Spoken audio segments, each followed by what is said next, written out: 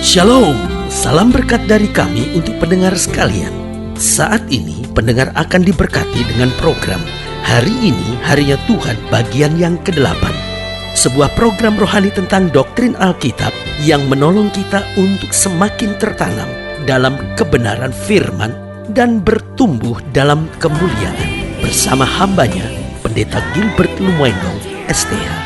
Banyak orang merasa doktrin Alkitab sebagai sesuatu yang membingungkan. Tetapi tahukah saudara bahwa doktrin Alkitab intinya adalah memahami Alkitab dengan benar, dengan pemahaman yang sistematis, sehingga kita terus dapat tertanam di dalam kebenaran firman, sehingga kita terus bertumbuh di dalam kemuliaan Allah. Buka hati saudara sekalian untuk menerima berkat-berkat firman-Nya hari ini. Satu kali ada seorang ibu ingin didoakan, dan ketika saya bertanya, "Ibu, nama ibu siapa?" Lalu ibu itu berkata, "Nama saya Sri Rejeki." Lalu mendengar kata itu menarik perhatian saya. Kenapa? Karena ada kata rejeki. Nah, saya coba menggambarkan kenapa ya orang tua ibu ini memberi nama anaknya Rejeki. Saya percaya bahwa kenapa anaknya diberi nama Sri Rejeki dengan harapan bahwa anak ini membawa rejeki dan anak ini hidupnya akan penuh rejeki. Nah, saudaraku yang kekasih dalam Tuhan, memang rejeki adalah sesuatu yang dikejar oleh orang.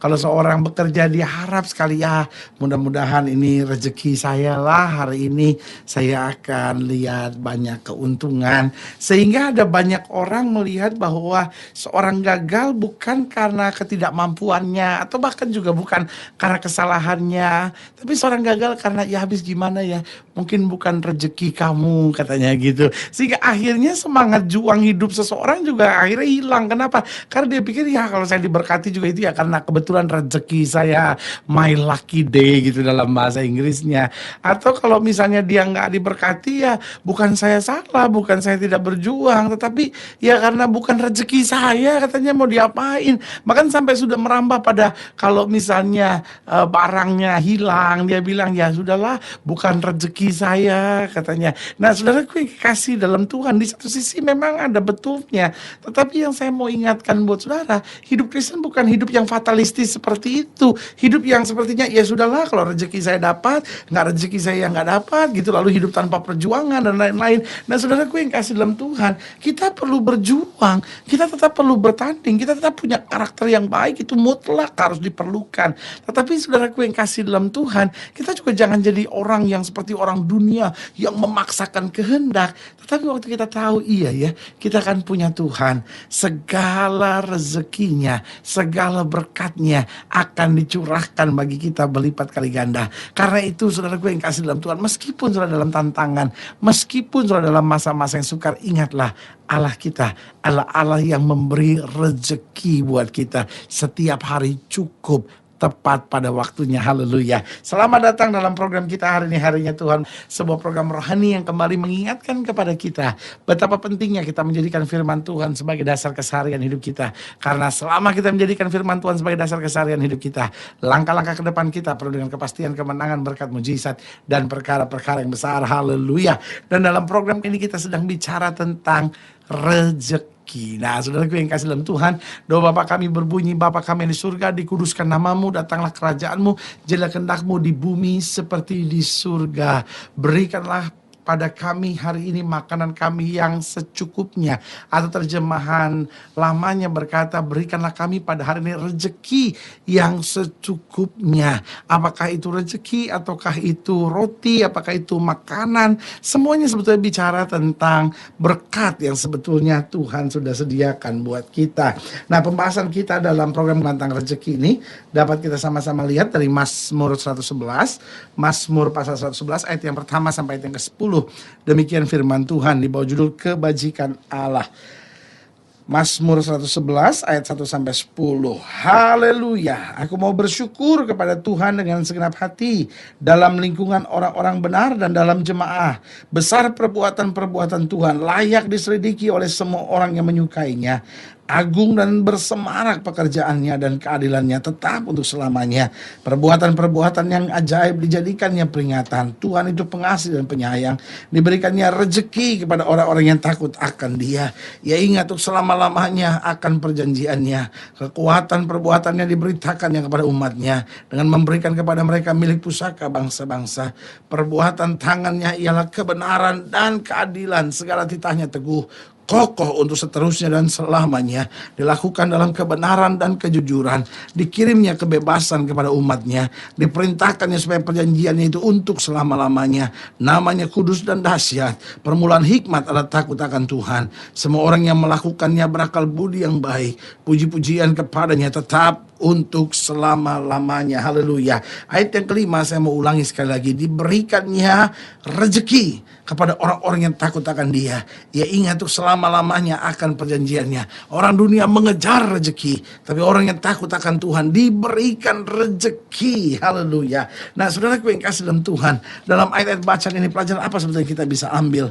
Yang pertama saya pelajari bahwa rezeki bagi orang percaya itu cukup. Saya ulangi sekali lagi, rezeki bagi orang percaya itu cukup. Nah, saudaraku yang kasih dalam Tuhan, saya ngerti bahwa penekanan Alkitab seringkali tentang kelimpahan. Apa itu kelimpahan? Alkitab berkata, aku datang untuk memberi domba-dombaku hidup dan hidup yang berkelimpahan. Ada banyak orang kadang-kala sulit membedakan antara kelimpahan dengan cukup. Ada banyak yang berkata, kalau gitu Alkitab bertentangan dong. Yesus datang untuk memberi domba-dombanya hidup dan hidup berkelimpahan.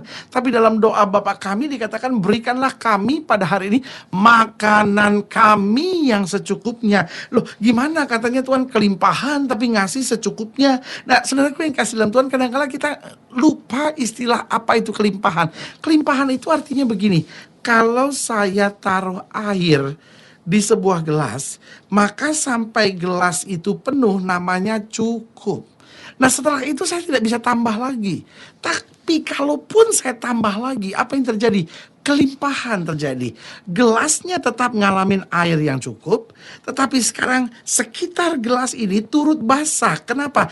Karena air yang mengalir dari gelas tersebut. Jadi yang Tuhan mau dalam hidup kita, kita hidup cukup. Artinya kita mencukupkan diri, kita bersyukur, kita tahu segala yang kita perlukan dicukupi oleh Tuhan. Tapi kemudian Tuhan berkati kita lagi. Bukan supaya kita jadi serakah, tapi supaya hidup kita dapat menjadi berkat buat orang lain. Ini yang namanya kelimpahan. Sudah diberkati, orang-orang di sekitar saudara bisa turut merasakannya. Orang-orang di sekitar saudara bisa ngalamin berkat Tuhannya. Ini yang dijelaskan oleh Alkitab, berkat kita berkelimpahan. Jadi rezeki bagi orang percaya itu cukup. Karena itu belajar bersyukur, jangan bersungut-sungut, belajar mencukupkan diri dalam segala perkara. Lalu yang kedua saya pelajari, rezeki bagi orang percaya itu jalannya unik, saudara-saudara. Kadang-kala kita pikir, aduh gimana ya pendeta ya, saya kan dagang, kalau saya mau jujur, kapan saya dapat untungnya? Sementara orang yang nipu-nipu itu untungnya gede banget gitu. Tapi saya mesti jujur, lalu gimana cara dapat untungnya? Ini yang saya mau beritahu, rezeki bagi orang percaya itu jalannya unik. Kadang-kala berbeda dengan yang kau pikirkan. Orang dunia bekerja keras, kata Alkitab, tapi seperti menggali kolam bocor. Tapi orang benar itu kemanapun dia pergi, berkat Tuhan akan mengalir dalam kehidupannya. Jadi sebagai hamba Allah nih, kembali saya mau ingatkan buat saudara, ingat jangan jadi orang percaya yang kompromi dengan dosa sambil berpikir, ya habis gimana pendeta, pokoknya hidup saja dalam kebenaran. Nanti sudah lihat jalan Tuhan yang unik yang kita nggak pikirkan. Loh, kok berkat Tuhan ngalir begini terus ya? Itu yang kita bilang, berkat Tuhan diperintahkan, Allah memerintahkan berkat-berkatnya turun dalam diri orang percaya. Jadi sebagai hamba Allah, kembali saya mau ingatkan, kita nggak bisa punya hitungan matematika tentang berkat Tuhan buat orang percaya. Pokoknya hidup kita benar, kita bekerja keras, kita lakukan bagian kita sungguh-sungguh, apa yang tidak kita pernah pikirkan, tiba-tiba Tuhan kerjakan yang luar biasa buat hidup kita. Haleluya. Yang ketiga, jadi ingat, yang pertama rezeki bagi orang percaya itu cukup. Yang kedua, rezeki bagi orang percaya jalannya unik. Yang ketiga saya pelajari, rezeki bagi orang percaya itu adalah buah kebenaran. Artinya rezeki tidak pernah bisa berdiri sendiri tanpa kebenaran hidup kita. Ada banyak orang yang pikir, loh ya saya doa lah supaya diberkati. Betul. betul saudara doa untuk diberkati, tapi jalan hidup saudara bagaimana? Jalan hidup saudara benar nggak? Kalau saudara minta diberkati, lalu saudara istri piaraan, saudara minta diberkati, tapi saudara juga hidup selingkuh, saudara minta diberkati, tapi saudara juga pacaran melakukan hubungan seks sebelum nikah, saudara minta diberkati, tapi hidup saudara juga nonton blue film, buka situs cabul, saudara yang kasih dalam Tuhan, gak akan pernah bisa berkat Tuhan mengalir, saudara. Kenapa? Karena rezeki dan kebenaran itu dua hal yang gak bisa terpisahkan. Waktu kita hidup dalam kebenaran, maka kita akan diberkati Tuhan dengan rezeki. Nah, waktu kita diberkati dengan rezeki, sudah seharusnya kita senantiasa hidup semakin benar lagi, sampai akhirnya kesempurnaan dari Tuhan menjadi bagian hidup kita. Haleluya. Jadi ingat, rezeki yang pertama bagi orang percaya itu cukup. Yang kedua, rezeki bagi orang percaya jalannya unik. Yang ketiga, rezeki bagi orang percaya itu adalah buah kebenaran. Dan yang keempat, yang terakhir, rezeki bagi orang percaya tidak bisa dihambat. Oh, kalau Allah sudah perintahkan berkat, tidak ada yang bisa menghambat. Alkitab bilang begini, kalau Tuhan buka pintu, gak ada yang bisa menutupnya. Kalau Tuhan sudah tutup pintu, gak ada yang bisa membukanya. Karena itu saudaraku yang kasih dalam Tuhan, jangan takut. Orang mau rancangan yang jahat, orang mau fitnah, orang mau buat apapun, jalan terus. Asal selama hidupmu benar sama Tuhan, berkat, rezeki bagi orang percaya tidak bisa dihambat oleh apapun dan siapapun. Saudaraku yang kasih dalam Tuhan, ingatlah bahwa rezeki buat saudara senantiasa disediakan oleh Tuhan tepat pada waktunya. Haleluya. Saudaraku yang kasih dalam Tuhan, jika saudara yang dilayani lebih jauh, hubungi kami melalui telepon, hubungi kami melalui surat, kunjungi website kami. Karena kami ada untuk membawa Bapak Ibu saudara senantiasa lebih dekat pada Tuhan dan mengalami kasih kuasa mujizat yang luar biasa. Haleluya. Secara khusus melalui program ini saya juga mau berdoa buat setiap orang yang sakit, setiap orang yang berbau berat, karena kita percaya bahwa bagi Allah tidak ada perkara yang mustahil. Nah, saudara-saudara yang ingin didoakan secara khusus, boleh taruh tangan kanan saudara di dada, dan kita akan berdoa. Mari kita berdoa. Bapa, dalam nama Yesus, hamba berdoa buat yang sakit, hamba doa buat yang berbeban berat, hamba doa untuk setiap mereka yang membutuhkan rezeki dari Tuhan. Biarlah kali ini kami mengerti bahwa rezeki bagi kami itu cukup. Ajar kami mencukupkan diri, ajar kami mengerti bahwa rezeki bagi kami jalannya unik, tetapi itu adalah buah kebenaran yang tak bisa dihambat oleh siapapun dan apapun. Itu sebabnya hamba berdoa di dalam nama Yesus, Tuhan jamah kekuatan, anugerah, berkat yang luar biasa boleh tersedia bagi kami yang percaya. Dalam nama Yesus hamba doa, sehingga yang sakit Tuhan sembuhkan, yang lemah Tuhan kuatkan, yang susah Tuhan hiburkan, rumah tangga dipulihkan, orang-orang benar melihat hidup yang berkelimpahan. Di dalam nama Yesus kami berdoa. Haleluya. Amin. Saudara gue yang kasih dalam Tuhan, kita sudah berdoa. Ingat, Allah tidak pernah lalai menepati janjinya. Inilah saatnya buat kita untuk bangkit bersemangat, bersuka cita dalam menghadapi segala perkara. Karena kita tahu Yesus hidup, Yesus berkuasa, dan Yesus selalu menyediakan yang terbaik buat kita. Doa kami menyertai saudara. Sampai berjumpa pada program berikut. Dan jangan lupa, jadikan hari ini harinya Tuhan. Haleluya.